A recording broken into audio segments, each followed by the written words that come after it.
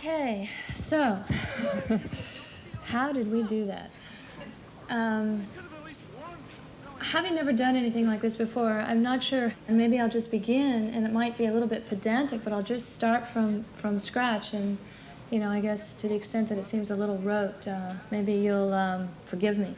But anyway, let me just kind of give you what the sort of mission parameters were in a sequence like this. One was, it read as a completely seamless experience that, given the underlying theme of the movie, which is a picture that takes place 4 years from now at the eve of the millennium, in the year 1999 to the year 2000, where a technology exists that enables you to record other people's experiences directly off the cerebral cortex, basically using the optical nerve as your vantage point.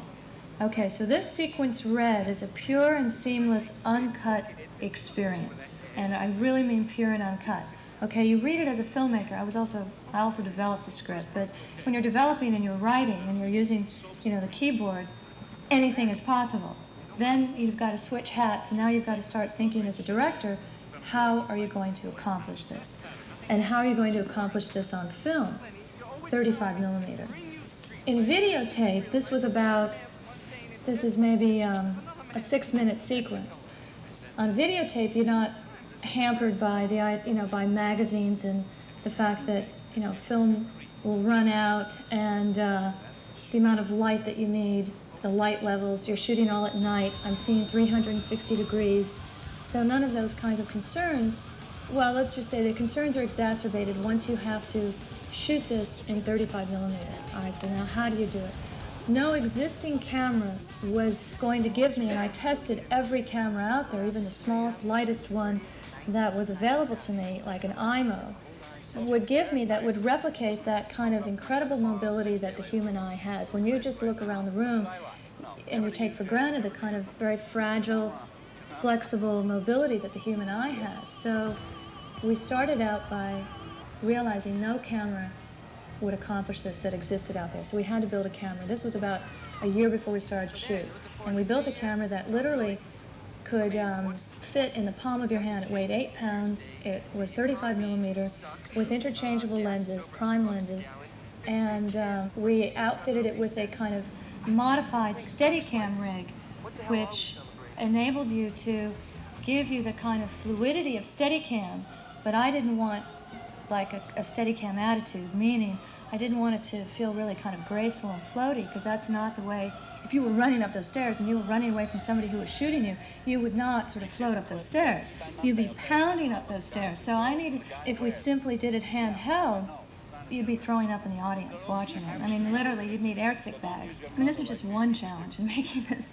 So what I did is I gave it, there's a piece of equipment that I use for Point Break. There's a foot chase in that called the Pogo Cam, which is a camera that weighs 18 pounds, which is gyro stabilized, but it has no through the lens eyepiece. It has just a kind of a wire on top of the camera, so you kind of vaguely know what you're framing. So I wanted to kind of give this Steadicam a pogo attitude, and the Pogo Cam is just something you simply run with. It's on a stick, camera's on a stick, and it has a gyro stabilizer at the bottom. We kind of adapted some elements from the Pogo Cam to the Steadicam with this new 8-pound camera, and there we finally had, and this I'm talking a year, with a lot of experimentation, we finally had a camera that could execute this, which I know looks really simple, but it wasn't.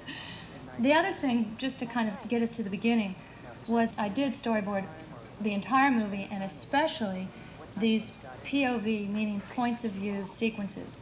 I say POV because these are sequences meant to be recorded directly off the cerebral cortex using the optical nerve as your lens. Hence we call them POVs. In the movie, the vernacular that the character uses are clips. These are clips that are sold black market because the technology is illegal at the time of 1999. The technology isn't legal for civilian purposes. It was developed by the federal government to replace the audio wire for surveillance purposes. And it is legal in the federal community, but not on the street. And our character, Lenny Nero, played by Ray Fiennes, in an underground world, sells this technology to people who want to experience a kind of thrill, a vicarious adrenalic drive or anything their mind can imagine. Here at the very beginning of the movie, we have somebody who is in the middle of a robbery that clearly goes south, and it doesn't end up so well for the person who is recording this event, and this will then become part of the tone and texture of the movie.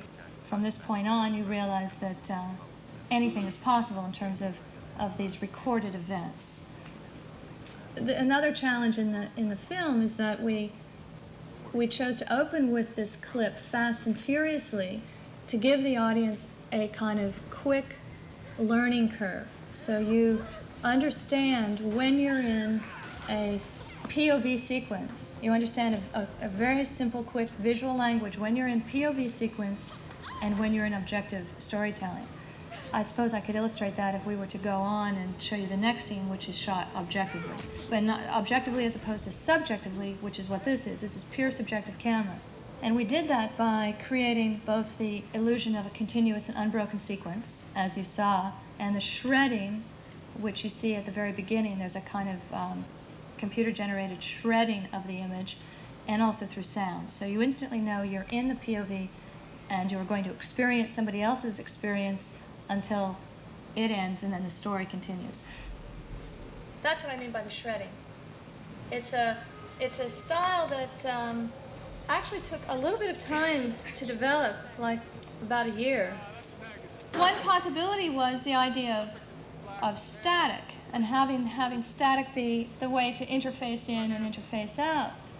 But it felt too much like a video artifact and not a digital artifact. And I wanted this to appear to be absolutely digitally generated, and thinking that that would be the technology of choice.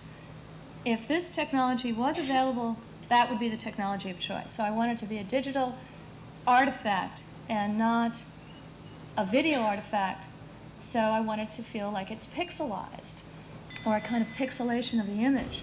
That's how I arrived at this shredding, which we did in a combination of a Henry bay and a computer animation bay, where we literally took the image and sped it up to just, I'm talking about probably three feet of image, and sped it up and kept reworking it and laying it down again and again and again, sometimes speeding it up to or slowing it down in many cases to 900 frames per second, and then looking at that at 10 frames per second, and we kept going back and forth over the image and literally decomposed and deconstructed the image in a computer-generated process that enabled us to get that kind of shredding.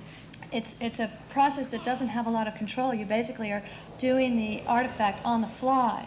As the image is going, you're hitting the dials on the fly. In other words, this shredding can never be duplicated again. You can get something close to it, but you can never get this exact kind of shredding again. You can output from the computer bay a negative that enables me to duplicate it in order to put it in the movie, but I can never create another original that's identical to this. So I created maybe 100 different versions of this particular shred, some that had solarizing, some that had more color contrast, less color, less saturation of the image, higher saturation of the image, more pixelating, less pixelating. This in and of itself was a kind of visual language that took a lot of research and development, because that had never been done before, the kind of manipulation of the image. And I wanted a kind of immediate visual language that told you, the viewer, you were instantly in a POV. The other element that helps this learning curve, in other words, this instantaneous knowledge that you're instantly thrust into a POV and you're watching a POV, is going to be sound. And to achieve this shredding sound, this tearing of the image, which was sort of how I wanted it to feel like it began. In other words, like reality shreds literally and tears, and suddenly we're in this point of view, and then it digitally decomposes at the end. But through sound is another way of giving you the impression that the shredding is happening. To achieve that, it's basically created with sound, that is digitally created as well. So in other words, without that technology, I'm not sure, it would have been a much cruder result. And then panning that sound as the image is shredding, and as you see, the original shot is moving, if you can see, to a certain extent, is moving from right to left. It's a complete 360-degree settling on the record deck, and that's when the image clears up.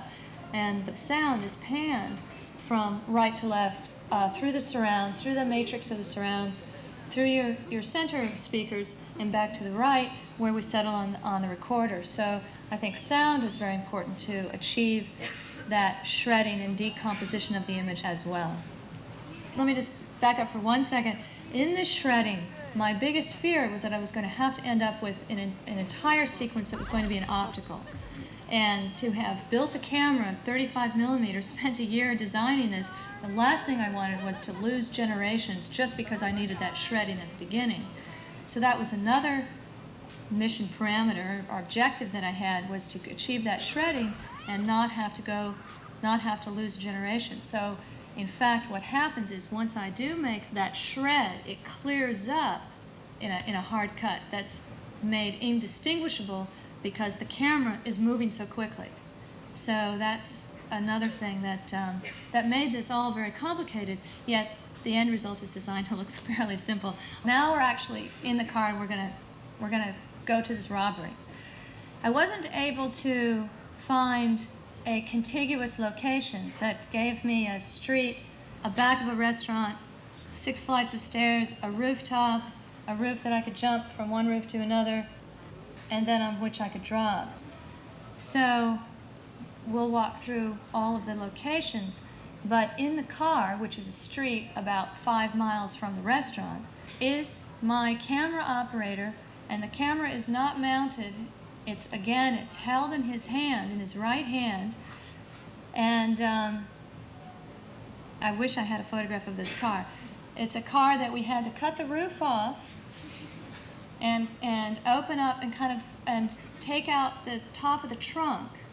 So you have in the trunk of this car, because I was seeing back, I was seeing forward, I couldn't be towed, I couldn't have my camera crew back there, all this had to be a self-contained unit. I have my camera operator dressed in the character's clothes. I have his right hand holding the camera. His left hand is an active hand that we use as part of the character. The right hand is a stuntman who is laying prone in the trunk of the car, who is also dressed in the character's clothes. Now that then completes the right hand. Now this takes a lot of rehearsal because that camera's here, and in order for those shoulders not to look like, because you know your shoulders feel obviously fairly symmetrically placed on either side of your head. However, if you've got 5 people making up this one person, that's a little bit difficult. So I have this camera here, here's his left hand, so he has to kind of adjust, and that stuntman, who is literally laying belly down in the trunk of the car over the back of the seat of the car with his right hand, is that one character's right hand. So when the gun is thrown to him, when the stocking is thrown to him, which I'll show you, the stocking being probably the single most difficult thing to execute in this entire movie, for both hands to work with absolute synchronicity and coordination. I mean, just imagine something very simple you do by yourself. You take the stocking. It doesn't only have to go over the person's head. It has to go over the lens of the camera, because the lens are the eyes. Believe me, my crew looking at me when we were proposing how we're going to do this was, you want me to what? So here's the camera, basically, like this. Here's his left hand. The stocking gets thrown. He has to grab the stocking. Instantly, this guy back here has to act like this is the guy's right hand, and we have to adjust the camera so he can see, so it can't be right in front of him. He has to be able to see. There has to be some coordination there. And these hands have to work as if they are a united pair, pulling the stocking really quickly over the face. And meanwhile, the cameraman, because there are no actors other than the 2 actors in the front seat, but this person is also a character in and of himself, is also reading lines while all this is happening, which I then put voiceover to later, but at the time, so the timing of it is correct, and and there is some kind of reality and pace to the sequence. He's back there saying, you know, what, you never give me the auto, I don't want the auto, I want, I want the auto, you always give me, you always get this piece of shit, etc. So he's back there trying to hold the camera, operate the shot, put on the stocking, coordinate with the stunt coordinator, and read lines. Now, I also have a focus puller who is also residing in the trunk. My focus puller is a brilliant, brilliant focus puller. So you can imagine seeing this car. If I could just show you this car moving down the street, the back of it is, sparks are flying. I now have about, and equipment. I've got a monitor in the back. So you have Mike, the focus puller, who's remote. He's laying prone over the stuntman's legs, whose belly is over the back of the seat. He's laying prone, looking at a monitor about a quarter the size of this, with his remote-controlled focus puller, trying to guess where. Okay, now the stocking's in the front seat. Now it's hitting the lens. He's pulling focus back there as the car is, hitting bumps and as a result of the weight in the back seat of the car, and lumbering down the street while all the actors, including the cameraman, are saying the lines. And there's no cuts. The entire length of that street, there are no cuts, obviously. There can't be. I mean, that's what it's designed to give you the image. There are no cuts until the end. To the educated eye, and probably the slightly uneducated eye, obviously there's a cut where you get out of the car. A cut that I tried very hard to disguise, but there had to be a cut there since this street lived about 5 miles away from the restaurant. So I had to cut. I had to create, sleight of hand, the illusion that this was an entirely contiguous piece of physical information.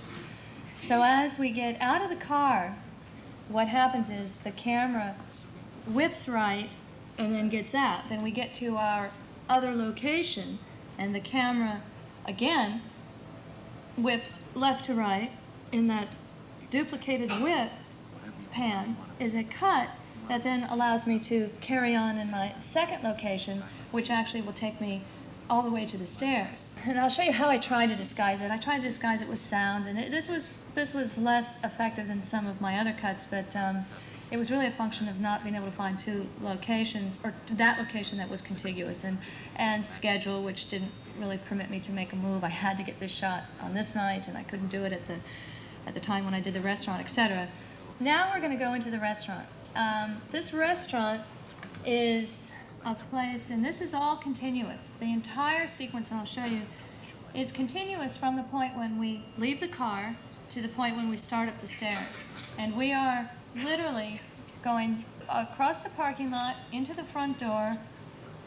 We hit like the bus boy, we knock him out, we take a right turn, we hear ahead of us the door slamming open because we've got two characters in front of us. We are number 3. And we hit that door open, and in front of us one of the characters already has one of the guys down. And then we continue on through the kitchen where chaos is erupting. The other character's trying to put one of the cooks' head into like the plate full of tomato sauce or something like that. And then we move through swing doors. Now we're at the head. The other two guys have run point. Now we've moved past them. And now we move into the restaurant, and we basically put out of play a couple of waitresses. And we grab a waitress just as she's trying to get out the front door. And now we go over to the cash register to see where the money is. And we pan over to catch the action of another waitress trying to get out the front door. And we pan over just in time to see one of our cohorts, our accomplices in crime, grab that waitress, put her out of action, and come around behind us to move the cashier aside, open up the cash register and realize that there's a lot of money hiding underneath the change tray, and then back everybody, or move everybody down back behind us through the restaurant, through the kitchen, through the front door area, into the refrigerator where we shut the door and lock it with some kind of kitchen knife. And then we say, do you have the money? We have the money. Again, the cameraman holds the money right up in front of the camera's face. And meanwhile, mind you that the stocking is still on the lens, because that still has to come off.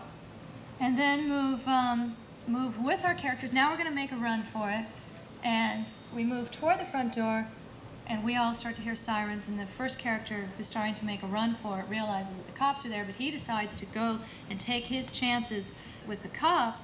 We decide with our other guy that we're going to make a run for it, and we see the guy in front of us getting all freaked out and trying to decide which way to go, looks in the kitchen, looks at the stairs, realizes he's going to go to the stairs, runs to the stairs. We look in the kitchen, we see some lights of a cop car coming through the windows. We whip around, we race toward the stairs, we take our stocking off, and we hit the stairs, and that's where our next cut is. But you have to appreciate that's a lot to accomplish in one take with one setup of lighting, basically, where I'm seeing 360 degrees. So we had to build in a lot of light gags that look like set so that I could be constantly whipping. I'm seeing the world. And there's my focus puller, who is also very tall, much taller than my camera operator. And when you're whipping around, another sort of wonderful sight gag, if there was ever a making of, is in some of my 360s. I mean, this had to be so well coordinated. He's back there with his remote follow focus, running like hell to keep up. My camera operator spins to look behind us. Mike has to drop, as well as the grip who's holding cable so that this entire team doesn't go toppling, because there's cable running back and forth on the floor behind the camera. So you've got somebody holding cable for the cable person, and others you've got 3 people right behind the camera operator who have to be well coordinated with what's happening in front of you, in addition to your 2 actors, all of your extras, and all of the sort of hostages in this restaurant. Also, anytime you see the right hand of the wearer who's wearing this equipment that enables us to experience this technology, is the stuntman, who is the right hand. So he's literally strapped to that operator, hanging on to him. They're almost kind of like an octopus. You've got the operator like this with the left hand. Anytime you see the left hand, like grabbing the money, that's the operator. Anytime you see the right hand in this particular sequence, sometimes we switch, but anytime you see the right hand, that's a stuntman who's literally, his chest is pressed to the back of the operator as close as he can get, and is coordinating everything with the right hand, doing all the business with a gun, slamming the gun on the restaurant owner's back, any of the gun, and hitting the waitress, hitting her aside. All that is coordinated with the stuntman. So it's almost like a kind of dance. You're probably wondering where I am in this. I'm as far away as I can be. What I did was I went there to this location actually before we started shooting with a video camera, and I walked through shooting the whole shot. So I knew where my whips were going to be, where my cuts were going to be, where all of my moves were going to be ahead of time. I mean, this is not, it's meant to look very spontaneous and chaotic and kind of crazy. It is so well rehearsed. There was no other way to do it. So anyway, I walked through this whole piece very slowly. Here's where we move here. Here's where we put the guy down. Here's where we pan up. I should see both characters in the shot, and I used, I think I just used friends to walk through this. And this is where we see the cook getting taken out. This is where we go through the doors. This is where we take out the 2 waitresses. This is where we take out the restaurant owner at the cash register.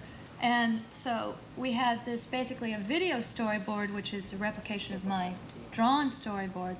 So the video storyboard then becomes kind of the Bible, the template. Okay, now how do we do this, and how do we light it, and the most important thing, how do we do it at speed? So little by little, we kept rehearsing this. We'd go there sometimes on weekends as we're shooting the rest of the movie. We'd go on weekends before we shot the scene, obviously. And every time we go, we would do it faster and faster and faster and faster until we could do it at speed. Otherwise, if we had just started out at speed, it would have been a train wreck. If you can imagine all those people, I mean, it's like a human BiPAC kind of train that's moving through this location at speed. So when we're rehearsing, I'm of course there, and I'm, left, right, no, this is where we had to turn left, and this is where we had to turn right, this is where I need the right hand, this is where I need the left hand, and etc. So I'm there walking right there with it until we actually are shooting. When we're shooting, The camera operator, who's the man holding the camera in the left hand, the active left hand, has a comm set that he can hear me. He can't speak back, but he can hear me. I am outside, obviously out of range of the camera because we are seeing 360 degrees. I am outside with a video monitor seeing the entire shot with the other half of the comm set, speaking to him as he's shooting. Because he's moving so fast, he can kind of see exactly what he's framing. Let me just say one other thing. He is wearing something called a HID helmet. He has a video helmet which gives him his own video monitor, which hangs down, because there's no way you can keep your eye pressed to any kind of eyepiece with this kind of movement. So his camera is not in any way attached to his face. He has a video helmet that's we call it a HID helmet, which means hidden, basically hidden camera. And there's a video camera tap from that little 8-pound camera that we built that is hanging over his left eye with an eye occlusion, which is basically a little black opaque disc that hangs over his right eye, which means that all he can ever see at speed, he is running, is that monitor. That's the only thing he can see. That eye's blacked out, and all he can see is this little 1-inch by 1-inch monitor on his left eye at speed. So I am outside, and sometimes, he's moving fast, he's getting jostled, things are happening very, very quickly. So I am communicating to him if there's something that's not working in the shot, or if I can see both the set and I can see what's being shot, and I can say, when you get to the door, pan left, or tilt up, tilt, whatever. We have a kind of very wonderful sort of quick language because we've worked together now, this Steadicam operator and I've worked together since Blue Steel, so we work very well together, and he knows what I'm looking for, and he knows I can kind of give him a shorthand in the kind of heat of battle, and we can actually together execute the shot. The sequence of the car take to shoot, we shot it in, we did about 15 takes, so 15 of the car rumbling down the road, 15 times, and that took to light and to shoot probably about 4.5 hours. That's a lot of lighting. But we probably were able to, in a case like that, when we had to light such a big expanse, we might have had a pre-rig crew give us the wiring for our big lights, and then we come in. I'm talking from just having electrical there, but no lights there. We come in, starting at 0 hour to 4.5 hours. We come in, hang the lights, turn the lights on, rehearse, and shoot about 15 takes in about 4.5 hours. Later on, I'll show you where we did use a helmet camera. The problem with a helmet camera, when the camera is attached up here to the head, is it again loses that kind of mobility, or it becomes too jarring when you're moving too quickly like this because it's fixed. So that what this handheld camera with the kind of stripped down Steadicam apparatus takes away some of the movement, which really would prevent you from even understanding the image. I mean, you would have to take a Dramamine to experience this. Even as it is, I mean, it's a little intense in some places. But on the other hand, there's a sequence coming up which could not be executed any other way but with a helmet camera. The other problem with the helmet camera is it's very heavy. It weighs about 30 pounds, 28 pounds. And I don't know if you've ever put like a 28-pound weight on your head. It's tremendously, probably not very many of you have, it's very, very bad for these vertebrae right at the top of your neck. And it's just a very cumbersome, there's like kind of weird fluidity to it. I did a lot of tests with a helmet camera thinking that's how I was going to be able to execute all of this and not have to build a camera. And every time you turn your head, the camera would turn and then it would settle.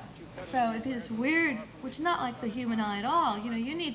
I need to whip and lock, but it would whip and kind of float to a stop, unless you put your hands up and stopped it, and that couldn't happen because I needed the hands. So, and also it's to the side, so you'd end up with photography that looked like, you had about a 4-foot span between, 4-foot wide shoulders.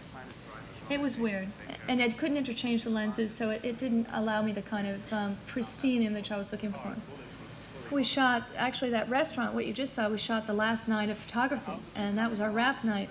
Now we spaced them out, and that was really due to the schedule and to location. Like this was that street, the reason it couldn't be shot where the restaurant was shot was because I basically used a tail of a street that I was using for some of my riot footage. Once we were in kind of exterior street mode, I had to stay in and shoot out all my streets. And when we, the few interiors that we had, they had to be separated and shot at another time and place. So it really was just dictated by schedule and nothing else. It would have been nice to get all the clips done at once, but we couldn't do that. In the clips, these were all, we got a scratch track. What would happen is the sound man would come into a location like that restaurant, and he would pre-rig the whole room with mics everywhere. And it was just a very rough scratch track that gave me, a scratch track is basically a throwaway track that just is a guide track and gives you a guide that you then post-sync that whole sequence. There was no way, and also the other thing about this little 8-pound camera is it couldn't be baffled. So it just chattered, it chatters away, and your sound is unusable. So all the sound in the clips pretty much is I would say exclusively is post-sung. And that's another thing I want to talk about is sound and how we did our mix, because that was very critical, but we'll get to that once I'm done with the visuals. We thought about Super 16, I did some tests in it, and when you intercut it with the 35 millimeter, it definitely, if you only saw it in Super 16, it wouldn't, your loss of clarity wouldn't be quite as noticeable, but when you cut it next to your 35 millimeter, it then becomes somewhat noticeable. And since the technology was meant to be absolutely recorded off the cerebral cortex, and in some ways kind of in some ways even more pure than the objective camera work, than the story of the movie, that it almost seemed like I was going to do anything in 16, it should be the story, but that was so predominant that didn't seem to make sense either. I mean, in a perfect world, you would change aperture, you'd change your aspect ratio for these clips because your eye doesn't see in scope either. That was the other thing. We even toyed with the idea of somehow changing your aperture, your aspect ratio for these clips, but that became too complicated from a distribution standpoint, and so this was a kind of a compromise that seemed to be the most logical, but definitely we explored that. We tried to think through every aspect of this, and I thought about blinking and, perhaps somehow either artificially or in the original photography incorporating some notion of blinks. But then I realized that when we blink, we even blink when we turn our heads, but we're not aware of it. So I was really looking for conscious observation as opposed to subconscious observation. And so that did narrow down my options nicely. It gave me a little bit fewer options to work with. But we did take that into consideration. I suppose we could have morphed it, but then my problem was, first of all, expense. Time, and when I say morph, you could kind of just blend those images. You could literally just blend it like with some kind of paint application program. But then I'm into an optical for the entire car and the entire restaurant, and that I didn't want to do, because the minute you get into an optical, you're going to lose a generation, and you're losing a generation anyway with your release prints. I was Super 35, which meant that you have to do a squeeze blow up anyway to enable you to be released anamorphic, which is the 235 scope ratio. So I didn't want to lose another generation. And when you see it kind of in the, when you're not analyzing it and you're just in the thrust of the story, I think the sound carries you through it, and you're kind of only aware of it but marginally aware of it, unless you're really looking for it. But if you're just kind of there to let the story wash over you, there's a lot that's the other thing that I think is very interesting about editing. There's so much that you can really get away with, because in a way your mind does fill in the gaps, and does kind of, pull the images, make a kind of the correct association about two images that may not adhere perfectly, or sound has a tendency to help that out. A lot of times I have cuts that without the sound are hideous. You put the sound in and it's invisible. I think in the restaurant, I did about 8 takes of that whole sequence, and I could have, but I just found that this take gave me everything that I needed, and to be honest, I sort of liked the purity of it, and I didn't think that by cutting, maybe I got a little better look over her shoulder with the waitress, but a little less frightened host. There's always something you get, something you lose, and I felt this just had an overall kind of seamless quality to it that I felt was worth preserving. You know, I was sort of proud of the fact we were able to kind of do it all in one, and I wanted to kind of protect that. And now also in that is the stocking coming off. You know, as we with the right hand, with the stub coordinator's hand, as we're running to the stairs. Oh, I think that because the credits come at the end, they're not really because this is sort of your. It's kind of like your credit sequence in a way. I mean, there's no credits, but this is your instant. It's almost like being at the top of a roller coaster, and you know the guy flips a switch, and you're going into, you're right into the movie. And in the other two cases, the film starts in a much more sort of leisurely fashion, and so that's kind of like a curtain. The credit sequence is kind of like a curtain being pulled aside slowly. Whereas here, there's nothing slow about the beginning. You're just, 1 second. You're sitting down in the theater, and the next minute you're suddenly running for some reason you have no idea why. And of course, the whole movie explains it finally. 2 hours later, you understand. Any opportunity not to have to light to the extent that we had to light, which of course is for celluloid, and which high definition or some kind of digital recording would have given you. The problem is then when you go, then when you go to your negative, plus if it was entirely, high definition is still. Well, the camera is gigantic, so we would have had to have designed and fabricated a small high-definition camera. I mean, the camera is like that. There's no way you could execute any of that with that equipment. But we did. I mean, that was one answer before we started to build this camera. I thought, well, that would take care of the entire thing. Could be seamless. And then I started investigating the equipment. And the lines, you could double the lines, and the resolution wouldn't be too bad. And obviously, it would enable you to do any kind of computer-generated material, not lose generation, because once you're electronic, you're electronic, and you spit out one negative. But the equipment was too big, so every road led back to this. All the clips I rehearsed with a video camera, and but none of the other scenes. Only these clips. Only all the POV sequences I rehearsed with a video camera. Like the Jericho kill was.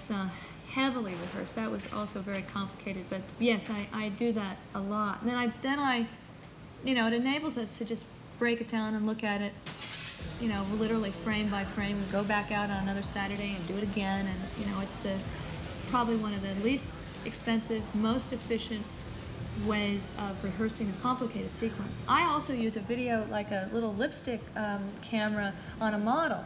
If I have a complicated sequence like the shootout in Point Break of the sort of Nazi surfers. I don't know if you know that scene, but it's a scene where it's really this little house with all these rooms and all these like live little bits happening simultaneously. And to understand the geography of that, this guy's coming down the hallway, this guy's coming in the back window, this guy's coming in the other window, this guy's coming in the kitchen door.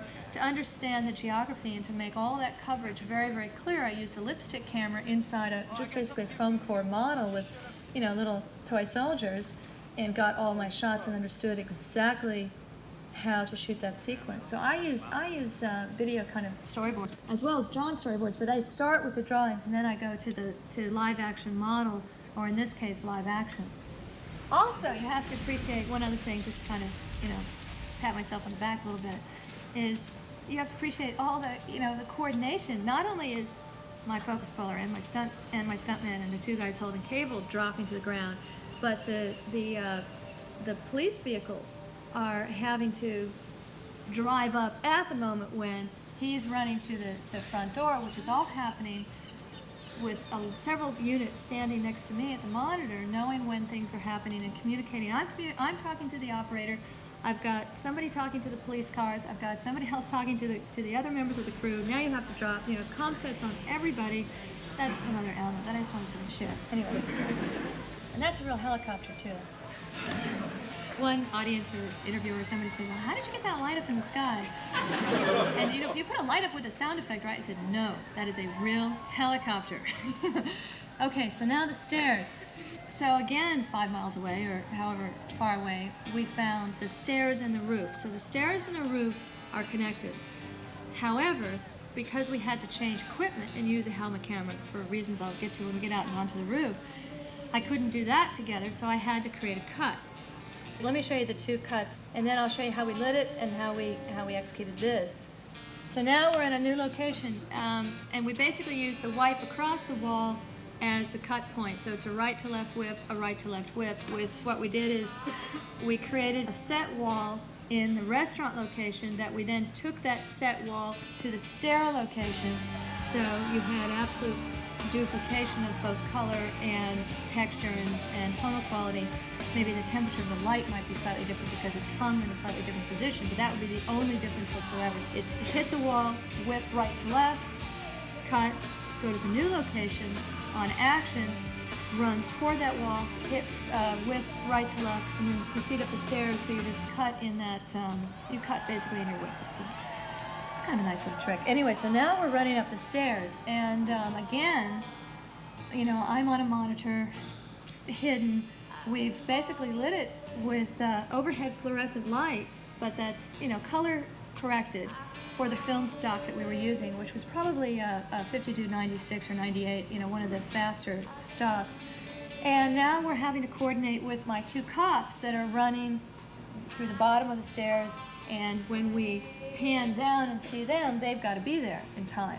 And then we pan up, my other guy has to be at the sequence where he's shooting down at them. He's got to be, you know, he has to be shooting at the time when the camera sticks to him. It's a lot of timing. It's an incredible dance of timing that enabled us to accomplish the sequence. When we look down at the stairs and come up, we come up and cut, and then we back up a few feet, look down at the stairs, and come up, and then we're able to come out up onto the roof. Now, the big challenge here, probably why we did this the last 2 nights of photography, was we had to figure out a way, and it probably took close to about 3 years to figure out a way to really safely execute this. I know it looks simple, but to do it very, very safely. And so what we did is, we run up those stairs, we pan up, and again this is all coordinated with a sort of series of people to my left and right on walkie-talkies as we are shooting this. But this is again a result of walking through this really slowly, week after week after week, with a video camera and with all the units present. So we know now when we pan up, but walking through it very slowly. Now when we pan up, that helicopter has to be into position. Can't have run out of gas waiting up there. You know, in other words, all this has to be taken into consideration when I say action, when we're actually shooting. Is that helicopter, is he coming into position? Is he, is he refueled? Because he has something like 45 minutes of airtime that the FAA would allow us during a, like a very small circumference of geographic space in this particular location in Los Angeles, which also dictated this, the choice of this location. And would he have been refueled in position on all the other elements ready by the time I say action, so that when we come up onto the roof, he's there. And not only is he there, but when the camera whips up, we're looking at each other, and I wanted the light to flare the lens. This is not easy to do. But literally we probably, and let me tell you this, and that was all in one, from one rooftop to another. And then the whip over to the explosion, that would be my first cut. So you're going up the stairs, out onto the roof, whip up, see the helicopter, run, come back down, follow your guy to the edge of the rooftop, and see him jump from one rooftop to another, whip over to catch the explosion, and cut. Now, we did that in one take. I could not do it again for a couple of reasons. One is, I got it all. Second of all, I was not going to go again because this guy jumped a 16.5-foot span at speed from one building to another, and I was not going to risk that again. However, I did have an airbag at the bottom, which took a long time to disguise, and I'll show you, of course, we'll go back and look at it, but it took a long time to disguise. There was no way he was going to jump from one building to another without every precaution being taken care of. Now, he is the one, that person running in front, which is a stuntman. At the time when I cut to the stairs, I actually change actors. I go from the actor who's doing all the kind of jive stuff in the car and the great stuff in the restaurant to a stuntman, because this is the stuntman that makes the jump. He's been through makeup and wardrobe, and he looks exactly like my actor, but I had to make that cut, not for technical reasons, but to change actors, because I had to move from an actor who could not make that jump, nor would you let the actor make the jump, to a stuntman who could make the jump. Now, he is the one, when you're working with a situation like that, he is the one that absolutely controls that shot. He can say cut. This is the only time when, other than a director, in an issue of safety, somebody else can say cut. And you completely, as a director, you say the set is in your hands, you are the one saying action and cut, or I say action, but you are the one who says cut. You have the set. It's yours. If you feel uncomfortable, you feel like you're not on the right step, you know, like a horse going to a jump, you're not, you've somehow missed, you want to go again, you're not psyched up for it. Even with the airbag, it's a really dangerous stunt. This is a 7-story high building. You're looking at hitting who knows what. You could hit the side of the wall, you could miss. There are a lot of things that that could happen. So I give, I basically said to him, I give you the set. If at any point you stop, then fine, you just stop and we cut. Or if you want to go forward, obviously you're going to go forward. Now, let me tell you the other thing that's difficult. I have my cameraman, my operator, who's running at speed with the camera, with this HID helmet, with the video monitor right here, and that I occluded. It's a really dangerous, dangerous situation. I have him strapped into a steel harness that is uncabled until partway down the run. So when we start the shot, we start on the stairs, going up those stairs, and he runs out onto the roof. Because you can't see anybody, you can't, nobody can be around. Now I've got people hidden behind the opening out onto the roof that run up, my safety and stunt coordinators. So he comes up, actually that pause to look at the helicopter is also designed to be the pause, which he gets strapped in with a steel cable, which is weighted to some, 5 billion pounds, or however many tons, I'm not sure exactly. I've got X amount of people hanging onto that cable. That cable is calibrated not to let him go 1 inch over the edge of that roof. I mean, even if he missed his footing and fell or whatever, he will drop right at the edge of that roof. There's no way he can go any further. But that's why that timing where I cut to the stairs, I now have my stuntman who's controlling the shot, running the show, running up the stairs, running out onto the roof. I take my beat to look at the helicopter. He's rigged in. They tap him on the back, meaning he's strapped. It's like one of those kind of cables that, like a snap cable, you kind of hit and it snaps, and they know it's in place. All that's happening while he's looking at the helicopter, and then he comes down. All this is, he's still moving. I mean, this is just a heartbeat up, a heartbeat down. Now he's running. Now, there's a point beyond which we designated, which is this little bit where the character jumps up onto the final roof before he jumps. Anyway, once he's on that place, it's kind of one of those points of no return, he said. He is not strapped in. Your stuntman, as you will see, has no safety cable. He has nothing on. Nothing's been painted out. He is there running, and he is going to jump that roof. And the kind of point of no return was after that leap. He said if he made that leap, he's going too fast to stop anyway. So if he chooses to stop before that little jump, and I'll show you where it is, then we cut and all of that. The minute he made that leap, I knew we were going. And as a director, it's probably the most frightening moment of, even more frightening than opening up the film at the London Film Festival, is that moment right there when you know this guy who is basically there to execute an extraordinarily difficult shot for you, putting his life in danger, even though and he has signed off on every precaution we have taken. We have an ambulance at the site, we have the airbag, we have a medical team, at the ready. He has absolutely no protection whatsoever. He is there with his basically educated sanction of this sequence and how it was going to be executed. And this was about 2 years of planning that went into that one run and jump, and we did it the day before the last day of principal photography because it was so complicated and because it was so dangerous. And that's the most dangerous and probably the most difficult single piece of photography in the whole movie. But he obviously made it to the other side, and he was perfect, and we panned over, we cut, And my cameraman, that's the other thing too. You know, you're running to a ledge like this. I mean, but full out running. The cameraman has to jump that little ledge. He's jumping and running. You have to appreciate he's carrying the camera and he's running, jumping that little ledge. It's like running across here and up to here. And he's running once he knows we're going for it. So he sees the guy go for it. He knows he's got to. He's running. His life is in the hands of that cable, which he hopes is cable. He can't look back and check. He can't do any checking himself. It's just the trust of the team that he has behind him. So he's running behind him, hanging on to now the steel cable, hoping that he won't trip, and his footing is such that he'll stop when he gets to the edge of that roof. And of course, my stuntman jumps. It almost looks effortless for him, but of course, all of our hearts had skipped a beat. He gets to the other side, he rolls. He's perfectly in character, and my cameraman runs, gets to the edge, and looks over.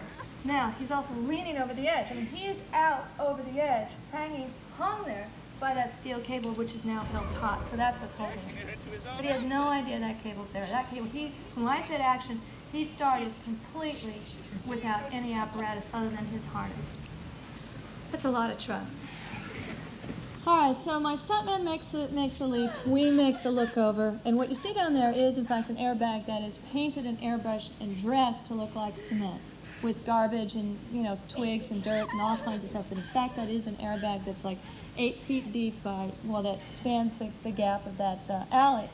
Then, once we look, we pan over, that car explodes, which was basically the character who ran out the front door and wants to face off with the, basically take his chances, face to face with the cops. And he then gets into kind of a bit of a car race and a game of chicken with the cops that ends in his car exploding, and that's basically his death. And we then whip off that explosion to the left. I say cut. That was that whole shot. That was all in one. Now we pick up from that explosion, right to left. We make a cut on the whip again, and here's my actor over there saying, "Come on, jump, come on." Now, unfortunately, had we, the character, not hesitated there and maybe made our leap, maybe we would have made it, but we hesitated. And that was sort of that was what seals his fate. So just remember, he who hesitates is lost. And he turns around, he hears the cops behind him. Oh, there's so much to tell you in sound. Anyway, the sound, obviously the heartbeat starts to take over, and I'm panning that from speaker to speaker, and we pan the cops' voices coming from behind us. We hear them running around in the corner saying, "Stop, you asshole," whatever they're saying. Their weapons are drawn. And on that whip back is my next and final cut.